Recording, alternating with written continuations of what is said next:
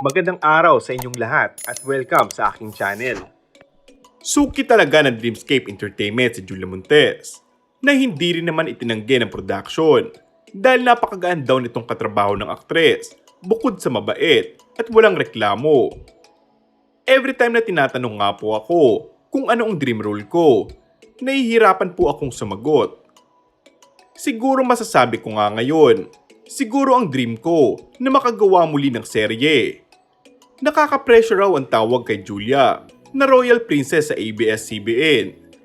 Kasi syempre, kailangan ko pong ibigay po yun. Yung ipinagkatiwalang pangalan po na yun, kailangan ko pong i-give back. So kailangan ko pong patunayan. May pressure po talaga. Sabi ko nga po, hindi ko ina-expect na magpe-presscon ako dati. Yung presscon pa lang na part. Dun pa lang, parang sobrang na-overwhelm na ako. Nabigyan po ng title. And syempre, hindi naman po porket nabigyan ako ng title. Okay na.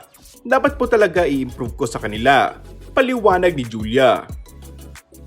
Posible bang maging queen siya pagdating ng araw? Lahat naman po ng artista, yun ang pangarap.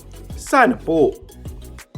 Sabi ko nga po, gusto ko, pag dumating ako sa point na tumanda ako, may iwan ako sa next generation. Or mas bata po sa akin, o yung mga susunod pa, pag-amin ng aktres.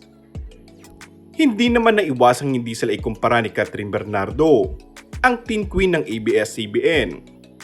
Of course, Catherine is Catherine po, and I'm happy po kung ano po si Catherine ngayon, teen queen, at sana mabigyan ako ng chance na maging queen at makabalik sa daytime serye. And that's all for our today's video. Kung bago ka lang sa aking channel ay mag-subscribe at pindutin na rin ang notification bell. Maraming salamat!